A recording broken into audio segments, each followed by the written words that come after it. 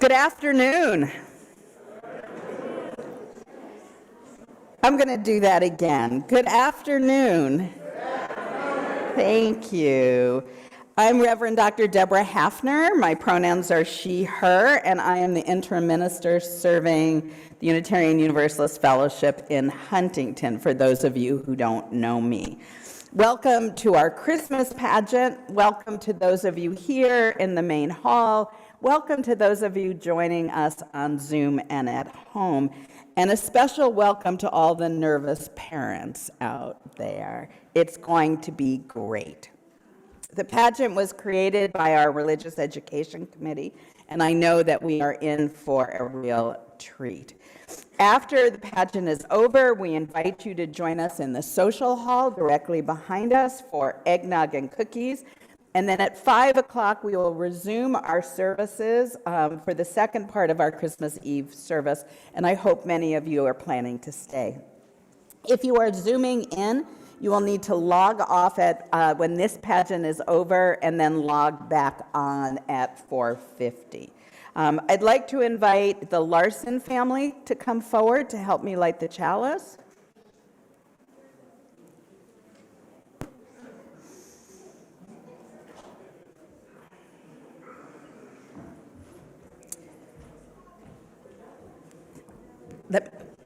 Let me wait until I finish my words, okay? I'm going to give you a second to find a seat.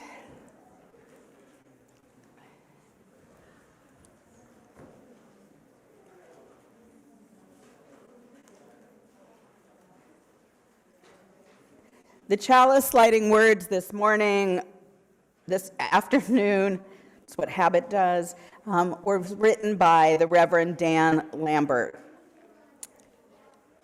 We gather together on this Christmas Eve as fellow travelers, looking for light, looking for hope, looking for peace, and looking for love.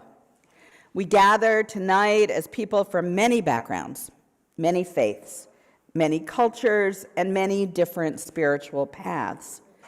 But as we light this chalice, we gather as one body, looking to the Nativity story for its message for all of humanity.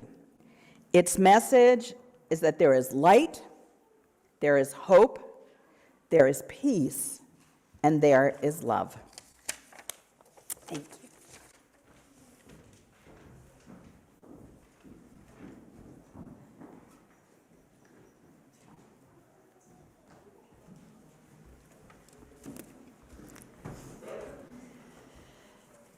If you wish, close your eyes for a moment. Transport yourself to another time and another place. Imagine that a story is going to unfold before your very eyes. A brand new story you've never heard before. Imagine that after years and years of hearing stories about people bowing down before powerful kings and emperors, you finally hear a story in which 3 powerful wise people kneel down alongside some shepherds before one tiny newborn baby. Imagine that after years of hearing story after story telling of terrible wars, you are at last hearing a hopeful story of a baby. The story of a humble carpenter and his wife. The baby that is born to them in a stable. Imagine that after years of hearing stories about the results of hatred and oppression and persecutions, you are finally hearing a story about the transforming power of love. Now slowly open your eyes, listen and watch carefully, and let the story begin.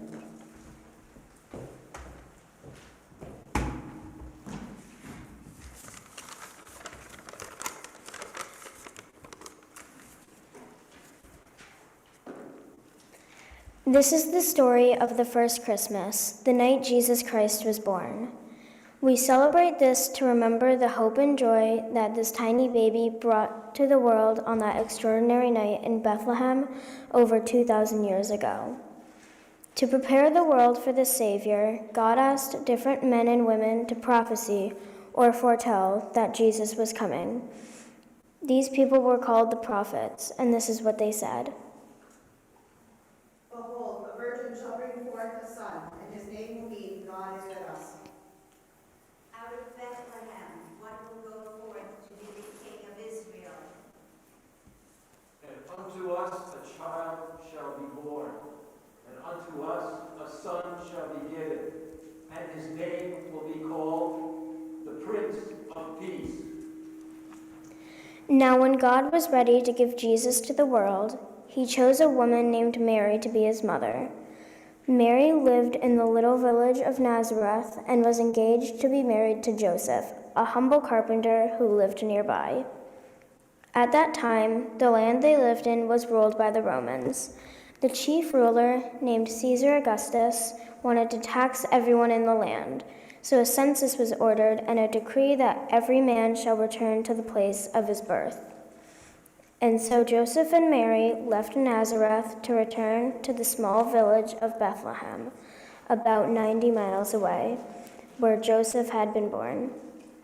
It was a difficult journey across the land, but after 6 long days and nights, they finally reached Bethlehem. By then, Mary was very tired and about to give birth.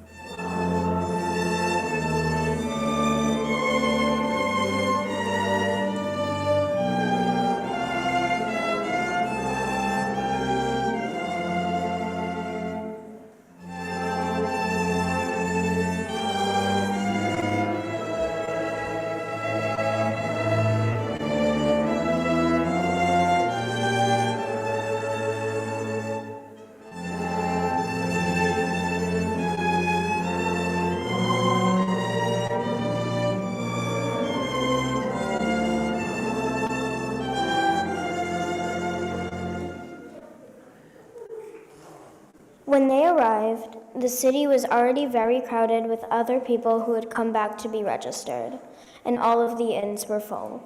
But Joseph sought shelter at several inns anyway, and hoped that someone might spare a room for Mary. One innkeeper looked at Mary, who was great with child, and felt sorry for her, saying, "I have no room in my inn, but you may stay in my stable." The stable was for animals, but Mary and Joseph were grateful for any shelter that they could get that night. That night, Mary gave birth. Jesus was born to a simple carpenter and his wife. And to make baby Jesus comfortable, Mary wrapped him in swaddling and laid him down gently in the hay in the manger, where the animals feed.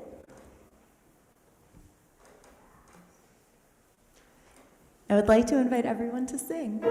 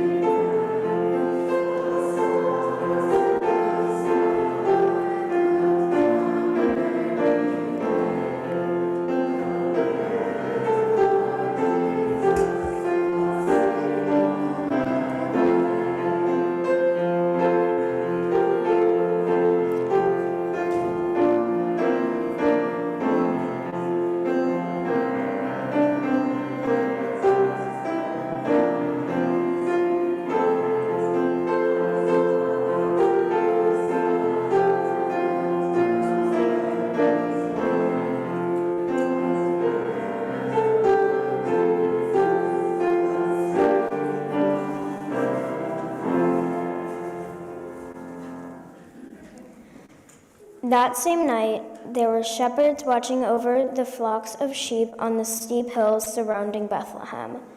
The shepherds were poor people who wore rough, simple clothing. For them, the nights were usually dark and lonely.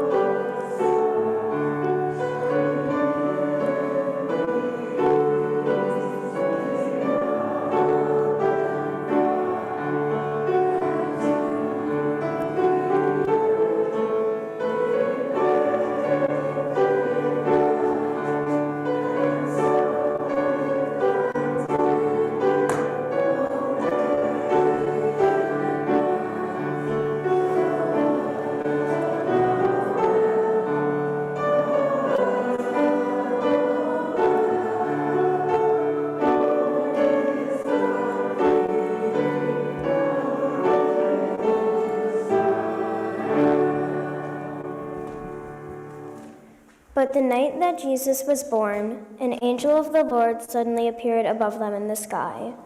The shepherds had never seen an angel, and they were frightened. But the angel of God soon comforted them, saying, "Fear not, for I have wonderful news.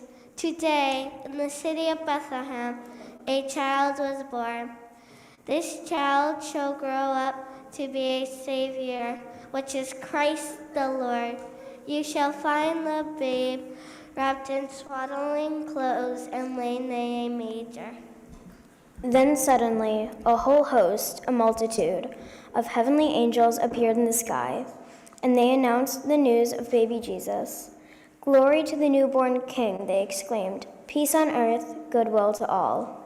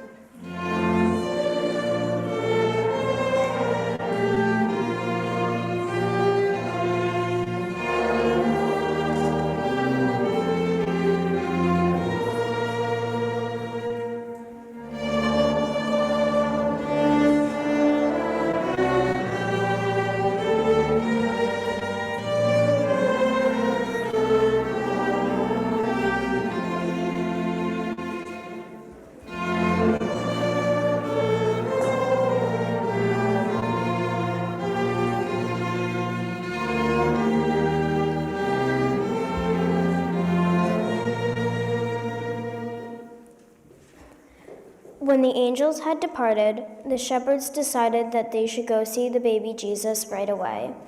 So they hurried to the city and found the manger where Jesus lay. The shepherds were the first to see and worship the baby Jesus. The shepherds agreed to go out and share the angel's message with the world.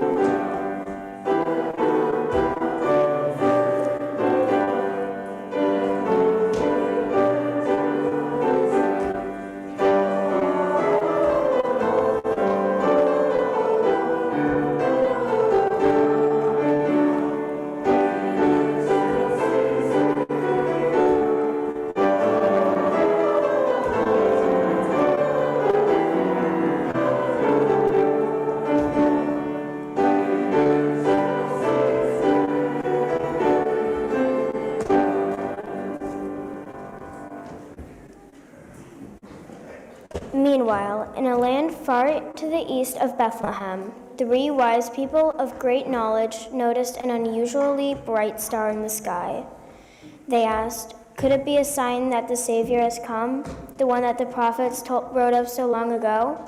Let us follow it."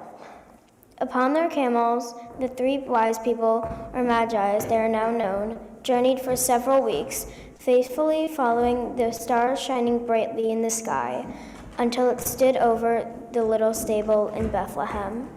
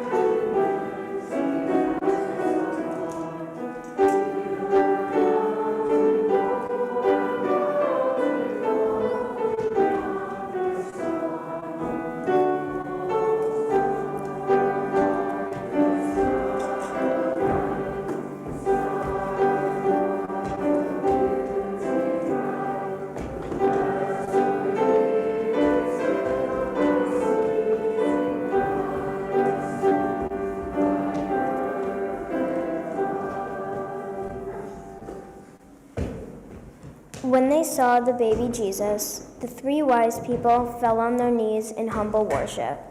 They lay at the feet of the baby Jesus the valuable treasures they have brought which to honor him.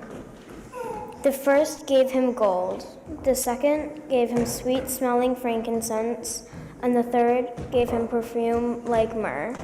They returned to their homeland by a different route, and along the way spread the special news of Jesus' birth.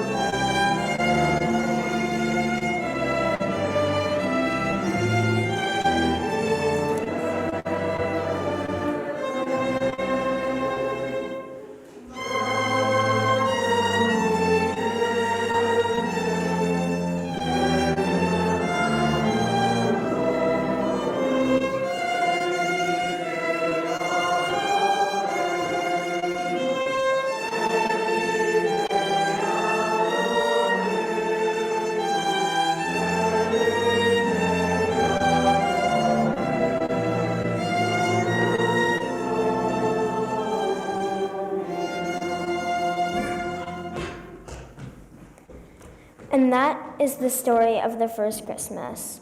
It is a story of love, peace, community, and goodwill to all people. It is a story of hope and joy.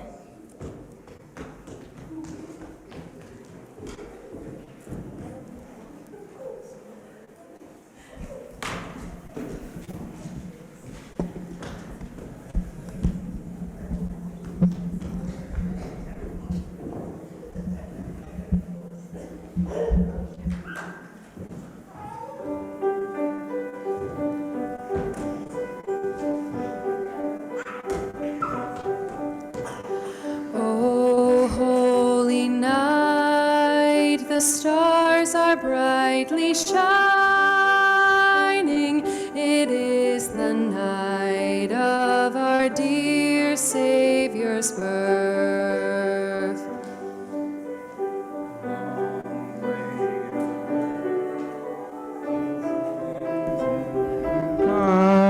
Shining until he appeared, and the soul felt its worth.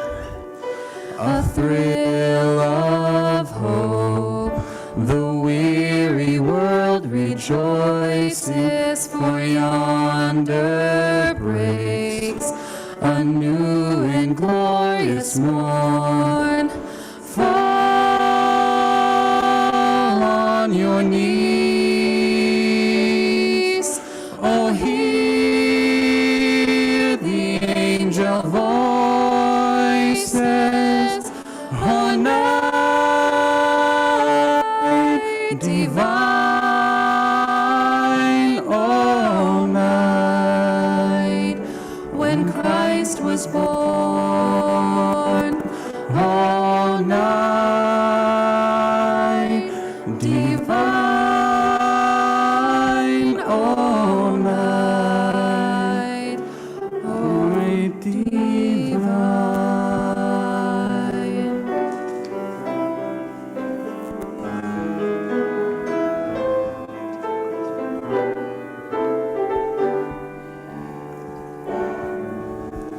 Truly he taught us to love one another. His law is love and his gospel is peace.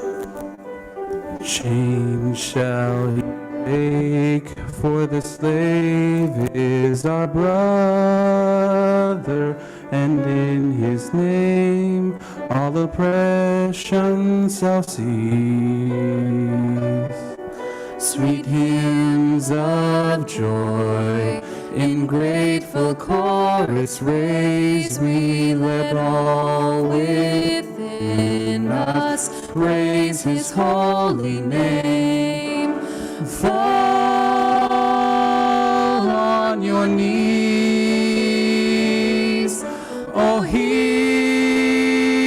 the angel voices, oh, night divine,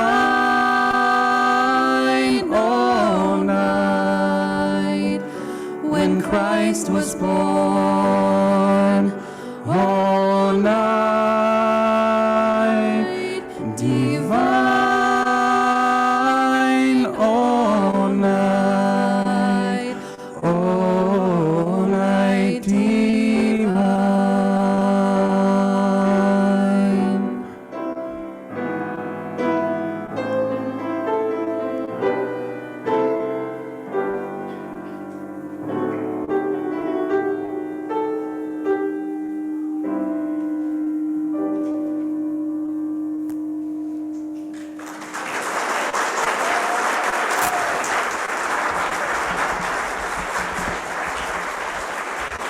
Thank you so much, everyone. Now please join us for cookies in the social hall, and we'll be back here in half an hour for the service.